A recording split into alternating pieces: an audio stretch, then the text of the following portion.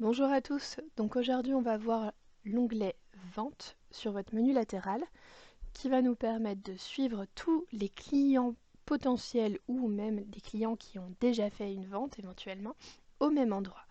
Donc une fois que vous avez cliqué sur Vente, vous allez cliquer sur Suivi client si vous avez déjà cliqué sur autre chose. Ok, on arrive ici et ici ça va nous lister tout le monde, c'est-à-dire toute personne que vous avez rentrée dans Kiba. Donc on va aller, aujourd'hui on est sur un compte de test où il n'y a pas de client, donc on va aller en ajouter un. Ok, quand je fais à cliquer sur ajouter, j'ai trois possibilités qui s'offrent à moi. J'ajoute un client contact, c'est-à-dire quelqu'un qui m'a appelé et qui est intéressé, mais on n'en est pas encore ni au stade de la réservation ni au stade de la session. Donc je vais rajouter ce nouveau client, c'est pas quelqu'un d'existant, c'est-à-dire c'est pas un ancien client qui m'a dit hey, je serais intéressé pour en prendre un deuxième éventuellement. Donc on est dans les nouveaux. Ok, je vais rentrer donc un nouveau client fictif, je vais dire qu'il est intéressé, admettons, par un labrador, et je vais rajouter qu'il préférait une femelle de couleur sable, et que cette personne habite à Dijon, admettons, peu importe. Ok, j'en fais un. Ce client, il apparaît en rouge. Tous nos contacts vont apparaître en rouge. En orange, ce sera les réservations. Et en vente, ce sera le vert. Donc pour signifier que ce client-là, il est allé jusqu'au bout et on a eu une session. Ok. Ce client contact qu'on vient de créer, si je clique dessus, j'ai mes notes qui apparaissent.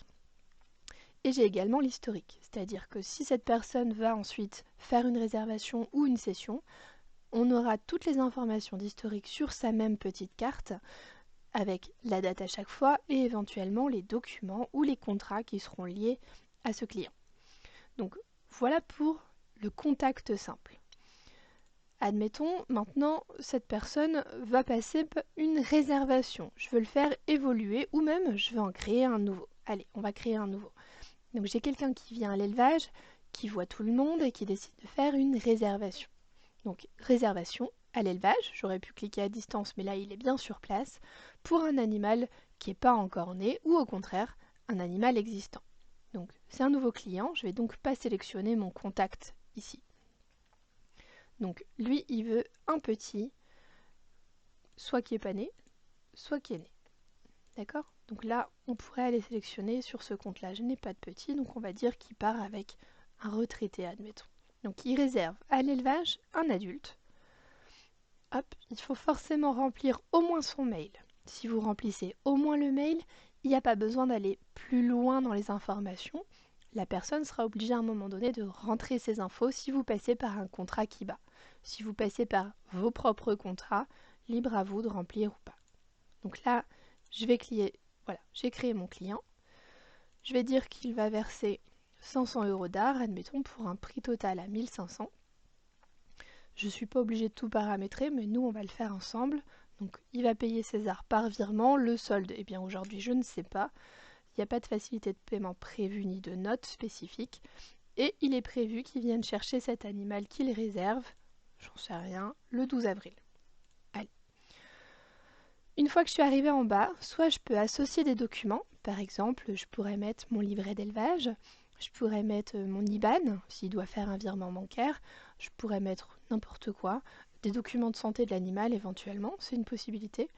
Donc là, on va pouvoir soit regarder si l'animal a des documents, ce ne sera pas le cas. Voilà, aucun document trouvé pour cet animal puisqu'on est sur un compte test.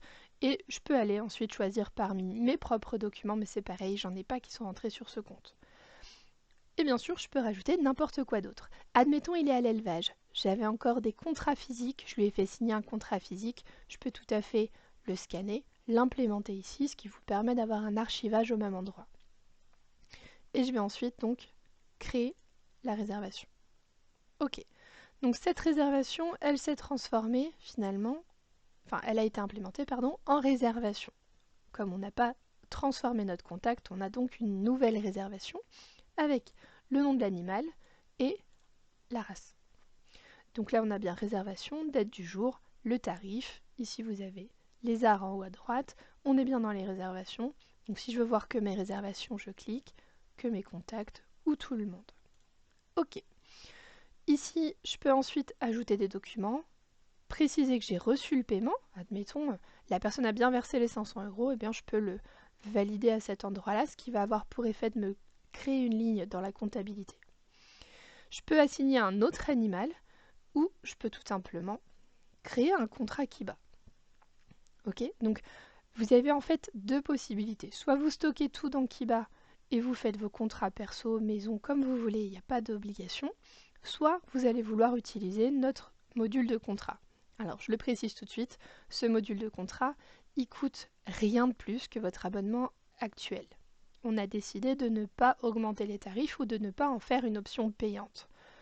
Donc ce module de contrat va faire l'objet d'une deuxième vidéo que je vais commencer dès à présent, juste pour pas que celle-ci dure trop longtemps. Donc je vous invite à vous connecter à la deuxième vidéo pour voir comment on gère les contrats directement sur Kiba.